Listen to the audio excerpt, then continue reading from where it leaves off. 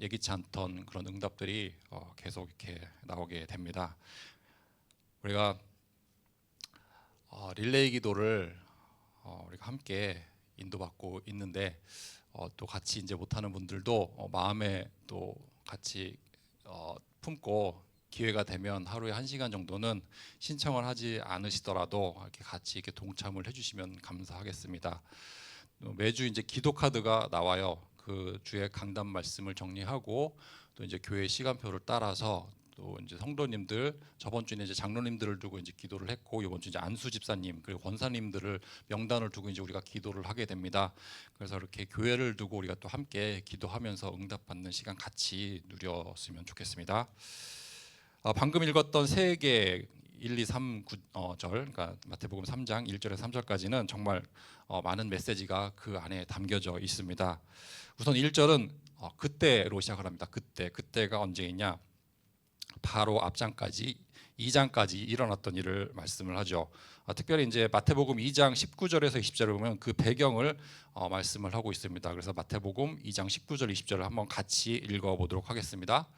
헤롯이 죽은 후에 주의 사자가 애굽에서 요셉에게 현몽하여 이르되 일어나 아기와 그의 어머니를 데리고 이스라엘 땅으로 가라. 아기의 목숨을 찾던 자들이 죽었느니라 하시니. 그러니까 예수님이 탄생하셨고 그리고 이제 헤롯 왕의 핍박을 피해서 잠깐 애굽으로 내려가 계셨습니다. 그런데 이제 다시 헤롯 왕이 죽고 예수님이 다시 이제 이스라엘 땅으로 올라와서 살게 됩니다. 자, 그리고 바로 그때 세례 요한이라는 인물이 등장을 하게 됩니다. 광야에서 이렇게 외치고 다녔죠. 회개하라, 천국이 가까이 왔느니라. 그런데 3절을 보면은 이 세례 요한이 구약 성경에 이미 예언이 되어 있는 그런 인물이라는 것을 우리가 알 수가 있어요. 이사야 선지자를 통해서 하나님이 이미 말씀을 주셨던 그 언약을 성취했던 그런 인물임을 우리가 알 수 있습니다. 자, 말라기 이후에 이스라엘 백성들에게는 400년 동안 침묵의 시간이 흘렀습니다. 그러니까 하나님이 더 이상 그들에게 말씀을 주지 않으셨어요. 그 전까지는 여러 선지자들을 통해서 말씀을 주셨는데 400년 동안 아무 말씀을 하지 않으셨습니다. 그래서 세례 요한이 400년이 지난 후에 등장을 하게 되고 그 세례 요한을 통해서 하나님이 말씀을 주십니다. 그래서 세례 요한을 마지막 선지자라고 부르게 됩니다. 그러니까 구약의 마지막 선지자 세례 요한에 대해서 우리가 이제 같이 보겠습니다. 자, 오늘 본문에 나오는 세 가지를 이제 함께 묵상해 볼 건데요. 이 세 가지를 통해서 우리 하나님이 우리에게 주시는 메시지를 같이 또 확인해 보는 시간이 되면 좋겠습니다. 자, 그 세 가지 첫 번째는 세례 요한이라는 인물입니다. 세례 요한은 인물이 어떤 인물인지 한번 같이 보고요. 자, 하나님의 나라를 또 선포를 하고 있어요. 그럼 하나님의 나라가 무엇인지, 자, 거기에 더해서 하나님의 나라가 왔기 때문에 우리가 회개를 하라고 세례 요한이 외치고 있는데 그럼 그 회개가 무엇인지 또 한번 그 의미를 살펴보도록 하겠습니다. 자, 2000년 전에 세례 요한이 외쳤던 그 말이 만약에 사실이라면 하나님의 나라가 천국이 이미 이 땅에 왔다고 우리는 볼 수가 있어요. 그럼 만약에 천국이 이 땅에 임했으면 우리가 지금 이 땅에 천국 백성으로 살고 있는 건데 정말 우리가 천국 백성답게 천국 시민답게 우리가 살고 있는지 한번 이 말씀을 통해서 우리의 신앙을 다시 한번 점검해 보는 시간이 되었으면 좋겠습니다. 나는 누구를 왕으로 모시고 살고 있는지, 세상을 너무나 바라보고 살고 있는지 그러진 않은지 우리가 한번 다시 한번 우리의 신앙을 오늘 말씀을 통해서 점검을 해보는 시간 갖도록 하겠습니다. 자, 첫 번째, 세례 요한은 누구인가? 세례 요한은 마지막 선지자였습니다. 아까도 말씀드렸듯이 마지막 선지자였고 최초의 증인입니다. 무엇을 증언했느냐? 예수 그리스도. 그 당시에는 메시아죠. 이스라엘 백성들이 고대하고 있던 메시아가 왔음을 증언했던 인물입니다. 그래서 요한을 언약의 마침표이자 또 쉼표라고 그렇게 표현하기도 합니다. 이게 무슨 말이냐? 구약 시대가 끝났다는 얘기죠. 구약, 그러니까 옛날 약속이죠. 옛날 언약입니다. 옛날 언약이 하나님이 주신 옛 언약이 끝났고 새 언약이 시작되었음을 선포했던 그런 인물이 세례 요한입니다. 자, 그래서 요한은 구약의 마지막 선지자라고 말씀을 드렸어요. 그리고 그렇기 때문에 요한 이후로는 하나님이 이렇게 선지자를 통해서 우리에게 말씀을 주지 않으십니다. 이미 우리에게 주신 말씀을 다 성경에 기록해 놓았고 그 성경을 통해서 우리에게 말씀을 주세요. 그게 무슨 말이냐? 성경은 하나님의 말씀이에요. 하나님의 말씀은 살아서 역사하시는 말씀입니다. 그냥 문자로 죽어 있는 말씀이 아니라 그 말씀이 살아서 역사를 해요. 그래서 우리가 성경을 읽고 묵상할 때, 또 기도할 때 하나님이 그 속에서 우리 안에 성령이 역사를 하셔서 깨닫게 해주시고 그 말씀이 우리에게 우리 삶에 적용되도록 해줍니다. 그렇기 때문에 우리가 성경을 통해서 하나님의 말씀을 충분히 받고 있어요. 그것만 있는 게 아니라 또 우리에게 교회를 허락해 주셨고 교회에 또 목사님을 세워 주셨어요. 그 목사님이 52주 강단을 통해서 선포해 주시는 그 메시지를 통해서 또 하나님이 말씀을 주십니다. 자, 그렇게 우리는 선지자, 옛날 구약 시대처럼 선지자는 필요 없지만 그 대신 하나님이 우리에게 성경을 주셨고 또 52주 강단을 허락해 주셨습니다. 자, 그런가 하면 요한은 최초의 증인이라고도 말씀을 했습니다. 자, 이스라엘 백성들이 기다리던 증인이죠.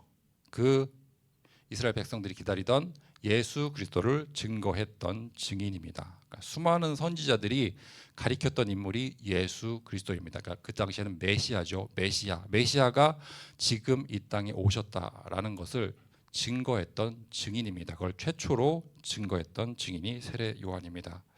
자, 여러분들이 이제 성경을 보시면 3절에 광야에 외치는 자의 소리 이렇게 시작되는 부분에 앞에 각주가 달려 있는 것을 볼 수가 있어요. 그럼 각주를 따라 밑에 가 보면 이사야서 30장이라고 이렇게 나와 있습니다. 그러니까 이 말씀이 이사야 30장에서 인용된 말씀이라는 것을 그렇게 표시를 한 거죠.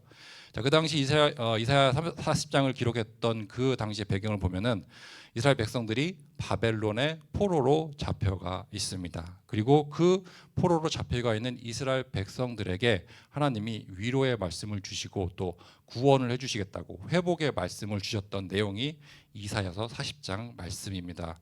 자, 그럼 우리가 한번 이사야서 40장 말씀을 함께 찾아서 읽어보도록 하겠습니다. 구약 1014쪽에 있습니다. 한번 같이 찾아서 읽어보도록 하겠습니다. 이사야 40장 1절에서 5절까지 말씀, 1절에서 5절까지 좀 길긴 하지만 정말 중요한 말씀이기 때문에 이사야 40장 1절에서 5절까지 말씀을 같이 읽어보도록 하겠습니다. 읽겠습니다. 너희의 하나님이 이르시되 너희는 위로하라, 내 백성을 위로하라. 너희는 예루살렘의 마음에 닿도록 말하며 그것에게 외치라. 그 노역의 때가 끝났고 그 죄악이 사함을 받았느니라. 그의 모든 죄로 말미암아 여호와의 손에서 벌을 배나 받았느니라 할지니라 하시니라. 외치는 자의 소리여 이르되 너희는 광야에서 여호와의 길을 예비하라. 사막에서 우리 하나님의 대로를 평탄하게 하라. 골짜기마다 도두어지며 산마다 언덕마다 낮아지며 고르지 아니한 곳이 평탄하게 되며 험한 곳이 평지가 될 것이요 여호와의 영광이 나타나고 모든 육체가 그것을 함께 보리라. 이는 여호와의 입이 말씀하셨느니라. 아멘. 자, 3절에 나왔던 외치는 자의 소리가 바로 세례 요한을 가리키고 있습니다. 이 땅에 오신 메시아를 선포하고 여호와의 영광을 선포했던 인물이 세례 요한입니다. 자, 이 땅에 오신 메시아를 최초로 증언했던 그 증인이 세례 요한입니다. 자, 그런데 4절에 보면은 요한을 묘사하는 구절이 나와요. 4절에 보면 이렇게 나옵니다. 이 요한은 낙타털 옷을 입고 허리에 가죽띠를 띠고 음식은 메뚜기와 석청이었더라. 자, 이게 무슨 말인지 모르겠죠. 근데 우리가 마태복음을 읽으면서 기억해야 될 게 있어요. 마태복음은 그 대상이 이 마태복음을 쓴 목적이 이스라엘 백성들에게 이 말씀을 전해주기 위해서 있었어요. 그러니까 이 첫 번째, 그러니까 1차 독자, 그러니까 제일 처음 이 글을 읽을 사람이 유대인들이기 때문에 유대인들에게는 정말 익숙한 그런 내용들을 많이 담고 있습니다. 그래서 구약을 많이 이용을 하죠. 자, 그래서 마태복음은 구약의 내용을 잘 알고 있는 유대인들을 상대로 쓴 글이에요. 그래서 여기 보면 낙타옷, 가죽띠, 메뚜기, 석청은 꿀이 되겠죠. 자, 이 표현을 들었을 때 이스라엘 백성들은 출애굽을 생각하게 되고 광야 시절을 생각하게 됩니다. 그러니까 유대인들은 이 구절을 들으면 출애굽과 광야를 떠올리게 됩니다. 자기 조상들이 경험했던 그 옛날의 역사를, 그러니까 자기들의 역사예요. 자기 조상들의 역사예요. 우리에게는 되게 멀게 느껴지지만 자기 할아버지 그 몇 대 할아버지의 역사가 지금 여기에 기록이 되어 있습니다. 자, 그러니까 오늘 본문 3절에서 보면은 우리가 바벨론 이야기를 했었죠. 그러니까 바벨론의 노예로 있던 그 이스라엘 백성들에게 위로의 말씀을 주시고 하나님이 다시 회복하고 구원해 주시겠다는 말씀을 주셨던 게 3절 말씀이고, 4절은 출애굽 이야기입니다. 자, 그러니까 두 개, 3절하고 4절을 보면은 둘 다 종 되었던 이스라엘이 그 종의 신세에서 해방받는 그런 시간을 가리키고 있습니다. 그러니까 죄와 사망에 포로되었던 백성들이 구원을 받았던 시간을 가리키고 있어요. 그래서 구약의 사건들은 앞으로 일어난 일들을 미리 보여주는 거라고 제가 누누이 말씀을 드렸습니다. 그러니까 구약의 사건들을 통해서 앞으로 일어날 일들, 또 앞으로 오게 될 그런 인물들에 대해서, 대표적인 인물은 예수 그리스도죠. 예수 그리스도를 미리 보여주는 예표의 역할을 하는 게 구약입니다. 그래서 그리스도가 이 땅에 오시면 성취될 일들을 구약을 통해서 이스라엘 백성들은 미리 보고 있었어요. 미리 보고 미리 알고 있었죠. 자, 그렇게 구약에서 미리 보았던 시간이 지금 바로 그 시간, 그러니까 2000년 전 바로 그 시간 그 장소에서 성취가 되게 됩니다. 자, 그리고 그 소식을 전하기 위해서 메시아가 오셨다, 하나님이 약속하신 그 언약이 지금 성취되고 있다라는 그 소식을 전하기 위해서 세례 요한이 광야에서 외치고 있습니다. 자, 앞으로 오신 예수 그리스도를 그러니까 왕으로 이미 오신 예수 그리스도를 세례 요한이 광야에서 외치고 있습니다. 광야에서 외치는 소리, 세례 요한을 가리킵니다. 자, 그렇다면 세례 요한이 하나님 말씀대로 예수 그리스도께서, 그러니까 메시아가 오실 길을 곧게 한다고 되어 있는데, 그럼 어떻게 이 세례 요한이 메시아가 오실 길을 곧게 했는지, 자, 그게 성경에 나와 있습니다. 이어지는 절 보면은 2절에 이렇게 천국을 선포하고 회개를 선포했던 게 세례 요한이 메시아가 오실 길을 예비했던 방법입니다. 자, 그래서 먼저 천국에 대해서 우리가 살펴보고, 그럼 회개는 무엇인지 한번 같이 보도록 하겠습니다. 자, 그럼 천국은 무엇인가? 천국은 이미 시작된 하나님의 나라를 가리킵니다. 자, 우리 이제 마태복음 보면 천국이라는 단어가 나오는데요. 영어로 하면은 Kingdom of Heaven이에요. Heaven. 근데 보통 다른 성경에서는 하나님의 나라라는 단어를 씁니다. Kingdom of God이라는 단어를 써요. 그러니까 이렇게 천국이라는 단어를 쓰는 성경은 마태복음이 유일합니다. 자, 그런데 이제 천국이라는 단어를 마태복음에서만 사용을 하게 되는데, 이 천국이 우리가 죽으면, 우리가 생을 마감하면 그렇게 가게 되는 장소만을 가리키는 게 아니고, 마태복음에 의하면, 그 세례 요한의 말에 의하면 천국은 이미 이 땅에 시작이 됐어요. 언제 시작이 됐느냐? 예수 그리스도께서 초림하던 그때 천국은 이미 시작이 되어 있습니다. 자, 지난번에도 제가 말씀을 드렸죠. 하나님 나라는 이미 이 땅에 시작이 되었습니다. 하나님 나라는 이미 이 땅에 시작이 되었지만 아직 그 완성은 되지 않았어요. 그래서 우리는 그 이미와 아직의 사이를 살고 있습니다. 그래서 우리가 이 이미와 아직 사이를 가고 있는 광야 시대를 걷고 있는 그런 광야 교회 교인들이고, 또 우리가 교회 시간표를 걷고 있는 그런 언약의 백성들입니다. 자, 그래서 천국이 가까이 왔다라고 이렇게 말씀을 하고 있는데, 천국이 가까이 왔다는 얘기는 예수님이 오셨다는 말하고 똑같은 말이죠. 그러니까 예수님이 오셨다는 얘기는 왕이 도착했다는 얘기예요. 그러니까 우리가 보기에 천국 하면은 와닿지 않는데,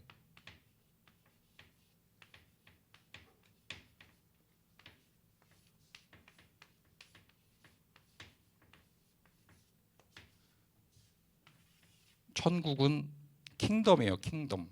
그러니까 왕이 오셔야겠죠. 왕이 이 땅에 오셨어요. 예수 그리스도께서 왕으로 이 땅에 오셨어요. 그렇기 때문에 이 천국이, 그러니까 킹덤 오브 헤븐이 이미 시작이 된 것이죠. 자, 그리고 예수님이 재림하는 날 이 왕국이, 이 천국이 완성이 되게 됩니다. 그래서 우리는 초림과 재림 사이를 살고 있다고 그렇게 이야기를 합니다.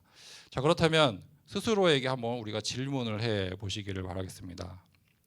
나는 정말 지금 이렇게 하나님 나라가 시작이 됐고 이 땅에 하나님 나라가 임했는데 이 하나님 나라에 우리가 천국 백성으로, 천국 시민으로 살고 있는가 한번 스스로 질문을 해 보시기를 바랍니다. 자, 오늘 같이 우리가 주일에는 예배를 하루에도 몇 번씩 드리게 되죠. 그러면 우리가 얼추 그렇게 천국 백성으로 살고 있는 것처럼 보이기도 합니다. 하지만 주중이 진짜죠. 우리가 주 5일 동안 직장에 나가서 근무를 하게 되는데 정말 그 시간 우리가 천국 백성답게 살고 있는가, 아니면 그냥 불신자 비슷하게 그렇게 살고 있다가 주말에만 우리가 천국 백성으로 다시 이렇게 모양을 바꿔서 교회에 나와 있는 건 아닌가, 한번 그렇게 점검을 해보는 시간 가졌으면 좋겠습니다. 우리가 돈을 쓰고 또 소비하는 그런 모든 순간에 우리가 정말 하나님 나라를 위해서 우리가 이 소비를 하고 있는가, 우리가 하나님 나라를 위해서 그 직장에 서 있는가, 우리가 천국 백성으로 지금 이 세상 속으로 나가서 우리가 살고 있는가, 그런 것들을 우리가 함께 묵상을 해 보도록 하면 좋겠습니다. 자, 만약에 정말로 그리스도가 내 인생의 왕이 되신다면 우리 삶의 모든 영역이 예수 그리스도의 통치 아래 놓일 수밖에 없습니다.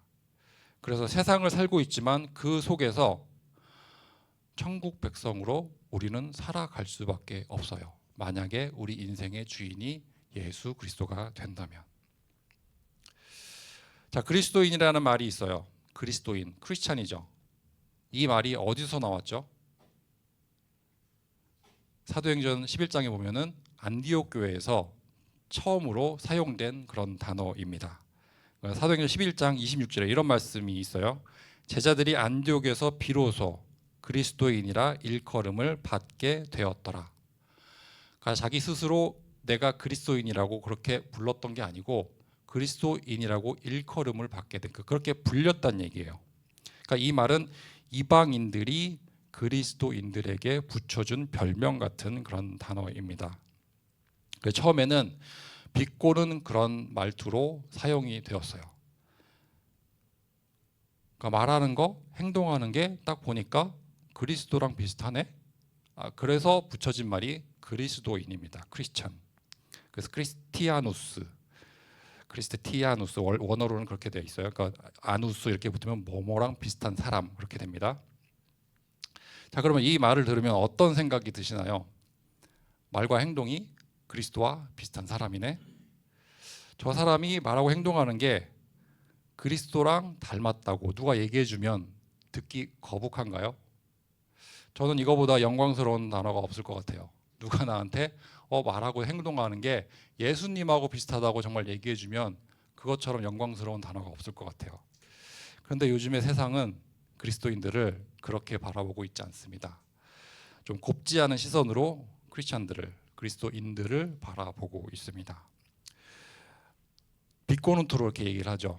그런데 그 빅코눈트가 안디옥 교회 사람들이 했던 그런 빅곰하고는 조금 차이가 있어요.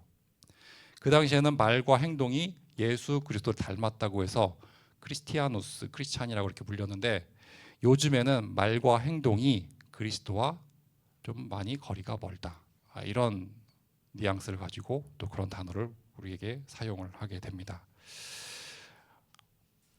계속 말씀을 하시죠. 세상 문제는 교회 문제이다. 세상의 문제는 교회 때문에 그렇게 생기는 문제들이다. 그래서 우리가 그리스도를 왕으로 모시지 않고 살기 때문에 세상에는 이렇게 문제가 있습니다. 그래서 우리가 책임 의식을 가져야겠습니다. 세상 사람들 욕할 게 없어요. 우리가 정말 그리스도를 왕으로 모시고 산다면 그 세상 사람들이 나도 너처럼 살고 싶다. 넌 좀 뭐가 다르네. 그렇게 우리에게 다가오겠죠. 자, 그리스도를 왕으로 모시지 않고 세상 임금을 우리가 섬기기 때문에 그런 모든 문제가 생기게 됩니다. 천국이 가까이 왔느니라. 과연 우리가 천국 백성답게 살고 있는지를 다시 한번 점검해 보시기를 바라겠습니다. 자, 우리가 정말 그리스도를 왕으로 모시고 산다면 세상은 우리를 감당할 수가 없습니다. 그런데 우리는 항상 다른 곳을 바라보고 있어요. 대부분의 시간을 하나님과 관계없는 것들을 하느라고 정말 분주하게 보내고 있습니다. 시간만 그렇게 보내고 있는 게 아니라 돈도 그렇게 쓰고 있어요. 자, 그렇기 때문에 하나님이 우리를 불러주십니다. 우리가 딴 데 쳐다보고 있기 때문에, 항상 매 순간 딴 데를 쳐다보고 있기 때문에 하나님이 우리를 자꾸만 하나님께로 다시 돌이키라고 불러주십니다. 그래서 이거를 회개라고 불러요. 우리가 회개라고 하면 정말 거창한 단어처럼 생각하는데 방향을 바꾸는 게 회개입니다. 180도로 방향을 바꾸는 게 회개입니다. 그러니까 죄와 사망을 향해 가고 있던 우리를 하나님이 불러주세요. 그러면 하나님을 향해서 우리가 몸을 틀어서, 방향을 틀어서 우리의 인생을 그쪽을 향해서 가게 하는 게, 그게 회개입니다. 그러니까 우리가 하나님 없이 살다가 하나님을 바라보며 사는 게 회개입니다. 자, 우리가 거기도 아마 제가 정리를 해놨을 거예요. 회개라고 이제 영어로 쓰면 repent인데 뭐 이렇게 되게 한 5개의 단계로 이렇게 분류를 해놨어요. 그럼 첫 번째는 뭐냐? recognize. 나의 죄를 인정하는 거죠. 나는 이런 죄를 가지고 있다. 그래서 하나님 바라보는 게 힘들다. 인정하는 게 먼저 단계이고, 그 다음에 이제 나의 죄를 고백하게 되죠. 하나님 앞에 고백하는 것입니다. 자, 그리고 세 번째로 돌이키는 거죠. 피벗 하면은 이제 회전축 같은 걸 피벗이라고 그래요. 그래서 이렇게 이쪽 방향으로 가고 있는데 완전히 방향을 틀어서 하나님 방향으로, 하나님 쪽으로 가는 게 돌이킴, 이걸 회개라고 이렇게 말을 합니다. 자, 그 다음에 회개를 하게 되면은 embrace, 하나님이 우리를 받아주십니다. 우리를 포용해 주십니다. 그리고 새 삶이 시작이 되죠. 어떻게? 성령의 능력으로 우리가 말씀 묵상하고 기도 속에서 또 성령이 우리 안에 역사하셨기 때문에 우리가 new life, 새 삶을 얻을 수밖에 없습니다. 자, 그다음에 그 결과로 구세주를 왕으로 믿고 신뢰하는 그런 인생이 됩니다. 그러니까 회개는 후회하는 게 아닙니다. 아, 이거 내가 왜 이렇게 했지? 실수했다. 이 정도. 그리고 또 이거 뭐 안 들킬 수도 있었는데 들켰네. 그 정도의 감정의 문제가 아니고요. 회개는 왕에게 내가 반역을 했다는 것을 인정을 하는 것입니다. 그리고 내가 돌이키겠다고 또 결단을 하는 그런 시간입니다. 그러니까 관계가 회복이 되는 그런 시간이 되는 것입니다. 자, 회개에는 일회적인 회개가 있어요. 그리고 일상의 회개가 있습니다. 그러니까 구원에 이르는 회개, 한 번 돌이킨 거, 이거는 그러니까 일회적인 회개라고 하죠. 그러니까 한 번 방향을 틀었어요. 하지만 우리가 살다 보면은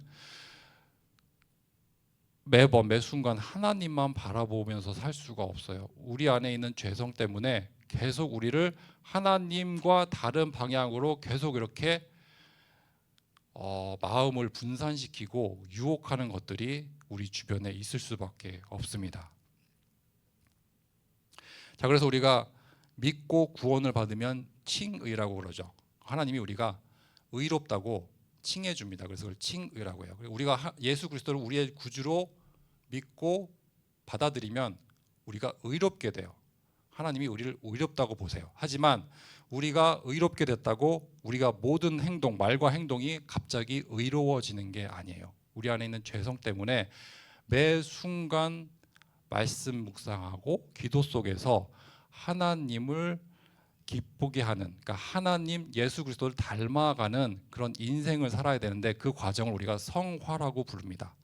그래서 우리는 칭의를 받았지만 여전히 성화의 단계를 걷고 있는 그런 성도들입니다. 그래서 이 성화의 단계가 완전히 완성되는 그 시점이 언제냐? 예수님이 재림하시는 날. 그러면 우리의 육체가 다시 살아나서 예수 그리스도와 영광스러운 모습으로 그리스도와 하나님과 함께 천국에서 살게 됩니다. 그때까지는 우리는 그냥 성화의 단계를 계속 밟고 있는 거예요. 완벽할 수가 없습니다. 자, 그래서 우리가 이제 회개를 매 순간 할 수밖에 없어요. 우리가 일회적으로 마음을 돌이켜서 하나님을 바라보고자 결단을 했지만 우리 안에 있는 죄성 때문에 그게 힘들어져요. 그렇기 때문에 우리가 매번 하나님을 다시 보겠다. 다시 하나님께 우리의 방향을 맞추고 우리 언약을 여정에 인도를 받겠다. 그렇게 계속 회개하는 그런 순간들이 필요합니다. 자, 우리가 이제 구체적으로 어떤 것들을 회개를 해야 될까? 첫 번째가 이제 우상 숭배죠. 하나님보다 우선시되는 거. 우리가 하나님보다 중요하다고 생각하는 것들이 있어요. 그런 것들을 우리가 회개를 해야겠죠. 그러니까 우리가 돈을 쓸 때, 우리가 또 이제 취직을 할 때, 내가 이 직장 들어가면은 돈은 많이 받겠지만 주일은 성수하기 힘들겠다. 그런 순간 이제 결단을 해야겠죠. 주일 성수는 힘들지만 돈은 좀 많이 벌고 싶다. 아니면 주일 성수 때문에 이 직장은 안 되겠다. 돈은 좀 덜 받더라도 주일을 성수하는 직장으로 가야 되겠다. 그런 식으로 우리가 항상 하나님을 바라보는 연습을 해야겠습니다. 자, 그다음에 우리 또 이중 생활을 할 수 있어요. 아까도 말씀드렸듯이 주중에는 불신자처럼 살다가 또 주말에는 그렇게 또 교인처럼 또 이렇게 앉아 있을 수가 있습니다. 또 우리 자기의, 나는 의롭다, 나만 옳다고 생각하는 그런 경우가 많이 있어요. 그러니까 나는 괜찮은데 저 사람이 잘못됐다. 이거를 했던 대표적인 성경의 인물들이 바리새인들입니다. 자기들은 의로운 사람들이고 그리고 하나님의 율법을 철저히 지키는 사람들이라고 그렇게 생각을 하고 그 율법으로 다른 사람을 정죄했던 그런 사람들이 바리새인들입니다. 자, 이러한 죄도 우리가 회개를 해야겠죠.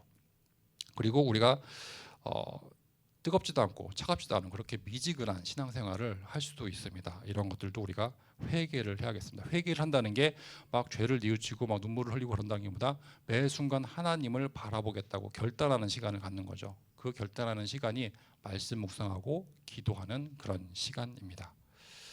자, 회개는 한 번에 끝나는 이벤트가 아닙니다. 평생 우리가 해 가야 할 그러한 일입니다.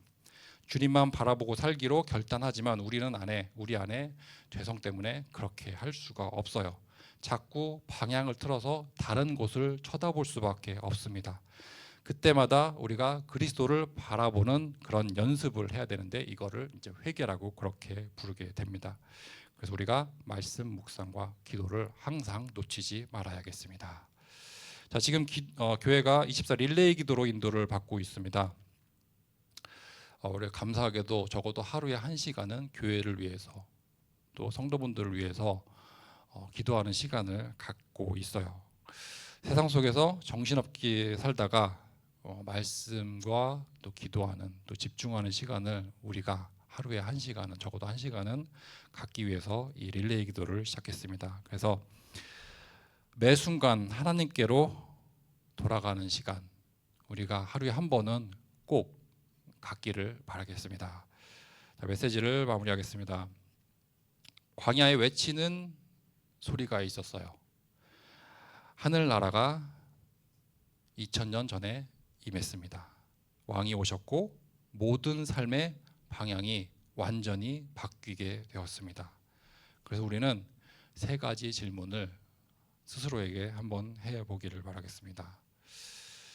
나는 살면서 누구를 증거하며 살고 있는가?